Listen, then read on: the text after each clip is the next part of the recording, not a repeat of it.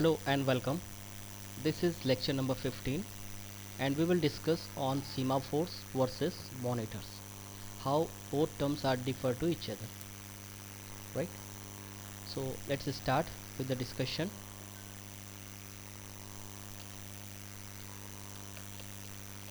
Semaphores and monitors. The first point about the semaphore is it can be used anywhere in a program, but should not be used in a monitor.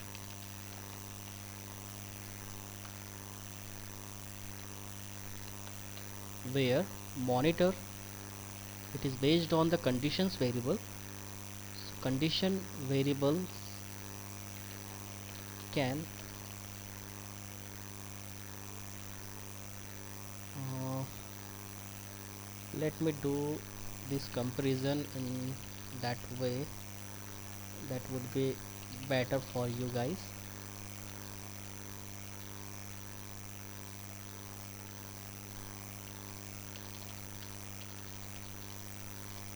Right, the first point for the semaphore,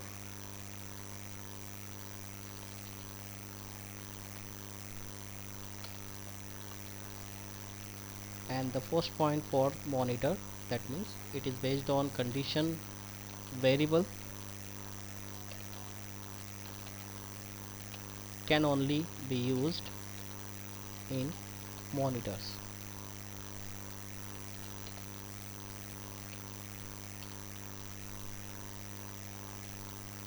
First for semaphore and second for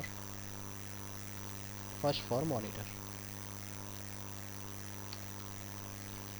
Okay, second point for semaphore, there is wait function. Wait function does not always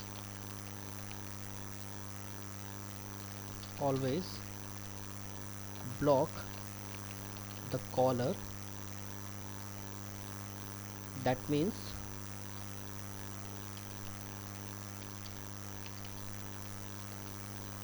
that is when the semaphore counter is greater than 0.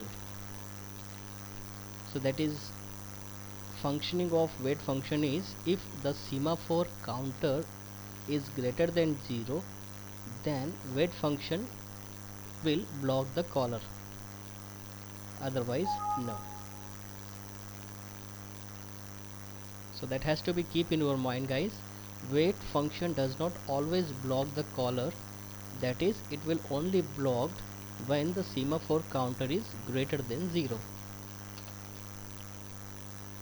Okay, second point for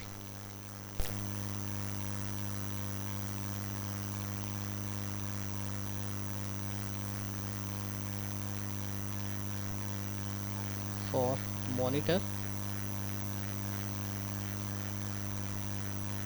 and that was for semaphore.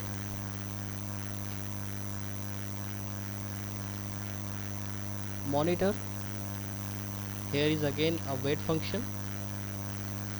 So wait function always blocks the caller. Monitor के अंदर wait function हमेशा caller को block करेगा. It doesn't matter what is the value of monitor और condition variable. Third point for monitors, third point for semaphore is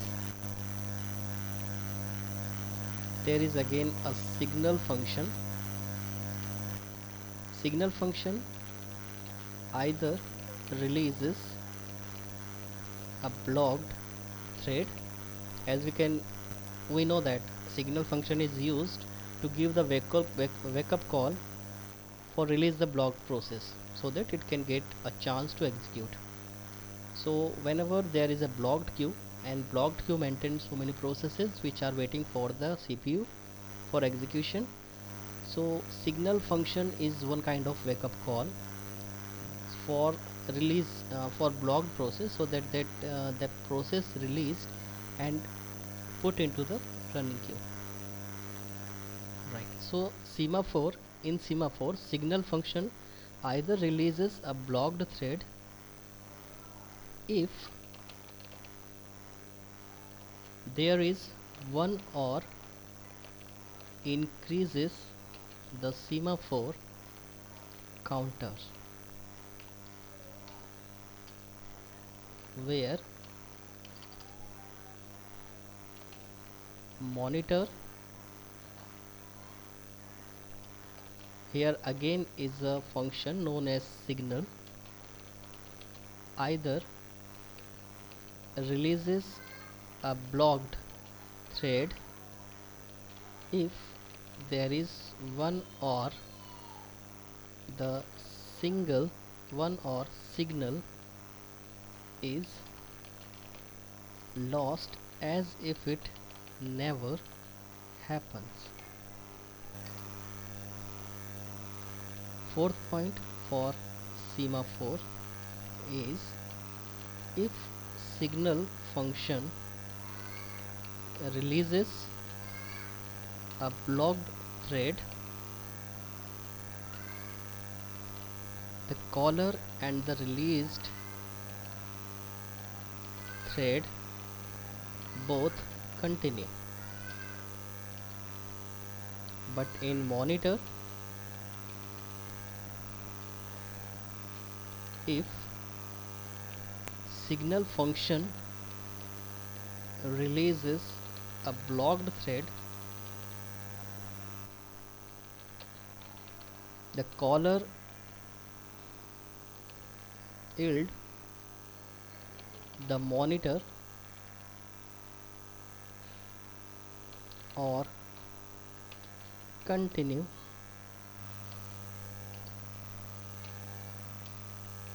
and that would be based on some conditions, like only one of the caller or the released thread can continue but not both, right? So that is important for the signal function in both case.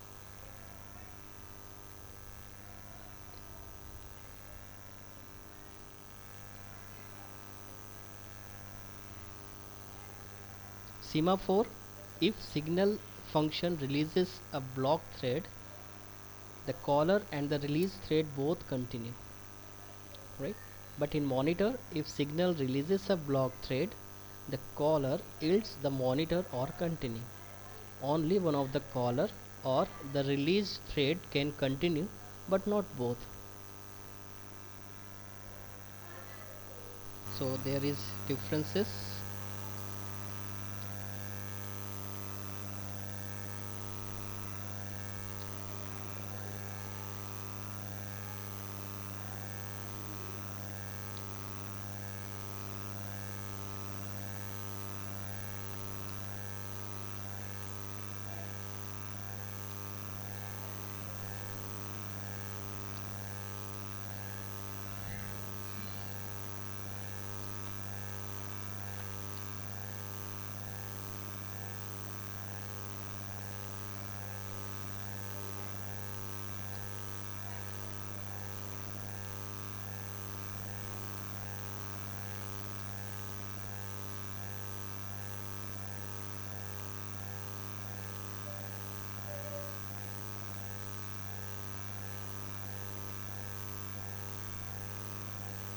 Right.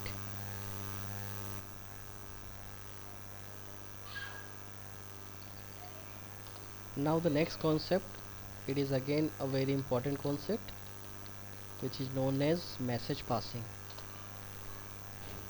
So what is message passing and how it is required, why it is required, and how it works? There is three basic questions. So let's start with the message passing. Message passing is a mechanism which facilitates synchronization among the processes without using shared memory segment. That means message passing एक ऐसी mechanism है जो आपको facilitate करती है synchronisation करने के लिए जब आप कई सारी प्रोसेसेस एक साथ एग्जीक्यूट करना चाहते हो और सभी प्रोसेसेस किसी शेयर्ड मेमोरी सेगमेंट पे वर्क नहीं करती हो। जैसे कि मैंने आपको सीमाफोर्स के केस में बताया था कि यदि कोई प्रोसेसेस जब कंकरेंसी होती है दैट मीन्स कई सारी प्रोसेसेस एक साथ किसी शेयर्ड मेमोरी एक्सेस को यूज़ करती है, शेयर्ड मेमोरी को एक्सेस करती है। इस केस में हमें सिंक्रोनाइजेशन करना ज़रूरी होता है। सिंक्रोनाइजेशन करने के हमारे पास दो तरीके थे, या तो हम सीमाफोर को इम्प्लीमेंट करें या हम मॉनिटर को इम्प्लीमेंट करें, राइट। हम ये काम मैसेज पासिंग के थ्रू भी कर सकते हैं, बट मैसेज पासिंग का कॉन्सेप्ट ये है कि यदि हम किसी शेयर्ड मेमोरी एक्सेस को यूज़ करना चाहते हैं तो बिना शेयर्ड मेमोरी को यूज़ किए भी हम मैसेज पासिंग को यूज़ करके सिंक्रोनाइजेशन इस्टेब्लिश कर सकते हैं, राइट। जैसे आप गूगल यूज़ करते हो, गूगल जब भी आप सर्फिंग करते हो कोई भी इंटरनेट लिंक्स तो कई सारे ब्लू लिंक्स आपके सामने आती है, कई सारी हाइपर लिंक्स आपके सामने आती है। आप जब हाइपर लिंक पर क्लिक करते हो आपकी रिक्वेस्ट जाती है सर्वर पे, वो एज अ रिस्पॉन्स आपके सामने कुछ हाइपर लिंक्स अगेन सर्व करता है, फिर आप उसमें क्लिक करते हो, then that process will be continue keeps going on right. So message passing एक क्लाइंट सर्वर आर्किटेक्चर का एक ऐसी टेक्निक्स है जो किसी क्लाइंट मशीन से रिक्वेस्ट सर्वर के पास लेके जाती है और सर्वर उसकी रिक्वेस्ट को रिस्पॉन्ड करता है उसी टर्मिनल पे जिस टर्मिनल से रिक्वेस्ट आई है। तो एक डिस्ट्रीब्यूटेड मैनर में यदि आप सोचना स्टार्ट करें तब यहाँ पे मैसेज पासिंग का कॉन्सेप्ट क्लियर हो जाएगा, राइट। तो मेनली मैसेज पासिंग जो टेक्निक है वो आपको फैसिलिटेट करती है सिंक्रोनाइजेशन करने के लिए कई सारी प्रोसेस के बीच में। और पॉइंट ये है इम्पॉर्टेंट यहाँ पे कि आप किसी भी शेयर्ड मेमोरी सेगमेंट को यहाँ पे यूज़ नहीं कर रहे हो। नॉर्मली आप प्रोसेसिंग करना चाहते हो but you exist in a distributed manner, that is the important point over here. Network में आप बिलोंग करते हो, आपका पीसी एक नेटवर्क से कनेक्टेड पीसी है और आप एक नेटवर्क से कनेक्टेड यूज़र है, राइट। और उस डिस्ट्रीब्यूटेड मैनर में या उस डिस्ट्रीब्यूटेड नेटवर्क्स में आप कंप्यूटर टू कंप्यूटर कम्युनिकेट करना चाहते हैं। ये कॉन्सेप्ट है मैसेज पासिंग का, और ये काम करने के लिए आपको दो फंक्शन मिलते हैं। इस दो फंक्शन के बेस पर आप मैसेज पासिंग प्रॉपरली करते हो। So let's have a right what is message passing. Message passing is a mechanism which facilitates synchronization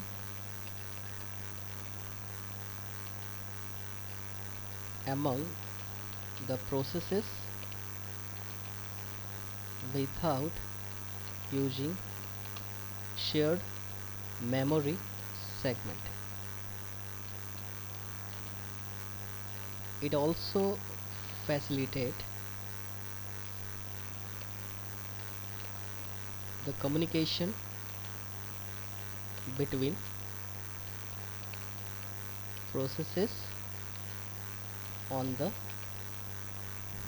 distributed network. So this is message passing. Now how we achieve the message passing, right? So in order to achieve the message passing, there is two major function which works behind the message passing technique. These mechanisms mainly comprises of two operations. First is send function which takes two arguments. First is destination name and second type is message. What kind of message we are interested to send and what is our destination machine, right? So target machine and the message that will bind together in a send request and send it to the destination machine. So let's have a write about the send, how it works. This is primarily used for sending messages message to its destination. Two processes communicate